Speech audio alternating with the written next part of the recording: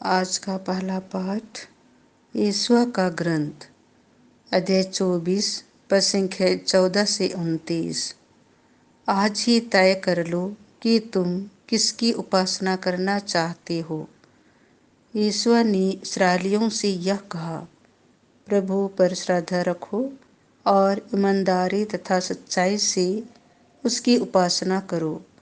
उन देवताओं का बहिष्कार करो जिनकी उपासना तुम्हारे पूर्वज फरात नदी के उस पार और मिस्र में किया करते थे। तुम प्रभु की उपासना करो। यदि तुम ईश्वर की उपासना नहीं करना चाहते तो आज ही तय कर लो कि तुम किसकी उपासना करना चाहते हो। उन देवताओं की जिनकी उपासना तुम्हारे पूर्वज नदी के उस पार करते थे, अथवा अमोरियों के देवताओं की जिनके देश में तुम रहते हो। मैं और मेरा परिवार हम सब प्रभु की उपासना करना चाहते हैं। लोगों ने उत्तर दिया, प्रभु को छोड़कर अन्य देवताओं की उपासना करने का विचार हमसे कोसों दूर है। हमारे प्रभु ईश्वर ने हमें और हमारे पूर्वजों को दासता के घर से मिस्र देश से निकाल लिया है। उसी ने हमारे सामने महान चमत्कार दिखाए हैं। हम बहुत लंबा रास्ता तय कर चुके हैं। बहुत से राष्ट्रों से होकर यहाँ तक आए हैं और सर्वत्र उसी ने हमारी रक्षा की है। हम भी प्रभु की उपासना करना चाहते हैं क्योंकि वही हमारा ईश्वर है। तब यहोशू ने लोगों से कहा, तुम प्रभु की उपासना नहीं कर सकोगे क्योंकि वह पवित्र ईश्वर है, असहनशील ईश्वर है। वह तुम्हारे अपराध और पाप नहीं क्षमा करेगा। यदि तुम प्रभु को त्याग कर अन्य देवताओं की उपासना करोगे तो यद्यपि वह तुम्हारी भलाई करता रहा, फिर भी वह तुम्हारी बुराई करेगा और तुम्हें नष्ट कर देगा। लोगों ने यहोशू से कहा, नहीं, हम प्रभु की उपासना करेंगे।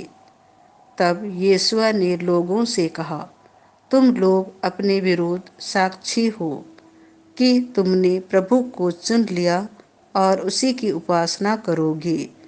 उन्होंने उत्तर दिया, हम साक्षी हैं। इस पर यहोशू ने कहा, तब तो अपने पास के पराये देवताओं का बहिष्कार करो और अपना मन ईश्वर में, इस्राएल के प्रभु में लगाओ। लोगों ने यहोशू को यह उत्तर दिया, हम प्रभु अपने ईश्वर की उपासना करेंगे और उसी की बात मानेंगे। यहोशू ने उसी दिन लोगों के साथ समझौता कर लिया। उसने सिक्केम में उनके लिए संविधान और अध्यादेश बनाया। इसके बाद उसने उन बातों को प्रभु की संहिता के ग्रंथ में लिख दिया। उसने बतूल के नीचे प्रभु के मंदिर में एक बड़ा पत्थर खड़ा कर दिया और सब लोगों से कहा, यह पत्थर हमारे विरुद्ध साक्ष्य देगा, क्योंकि इसने उन सब बातों को सुना जिन्हें प्रभु ने हमें बताया। इसलिए यह तुम्हारे विरुद्ध साक्ष्य देगा, जिससे तुम अपने ईश्वर को अस्वीकार नहीं करो। इसके बाद यहोशू ने लोगों को अपनी अपनी भूमि में भेज दिया। इन घटनाओं के बाद प्रभु के सेवक नून के पुत्र यहोशू का 110 बरस की उम्र में देहांत हुआ। यह प्रभु की वाणी है। संत मत्ती के अनुसार पवित्र सुसमाचार अध्याय 19 पद संख्या 13 से 15। बच्चों को मेरे पास आने से मत रोको, क्योंकि स्वर्ग का राज्य उन जैसे लोगों का है। उस समय लोग यीशु के पास बच्चों को लाते थे जिससे वह उन पर हाथ रख कर प्रार्थना करे। शिष्य लोगों को डांटते थे, परंतु यीशु ने कहा, बच्चों को आने दो और उन्हें मेरे पास आने से मत रोको, क्योंकि स्वर्ग का राज्य उन जैसे लोगों का है।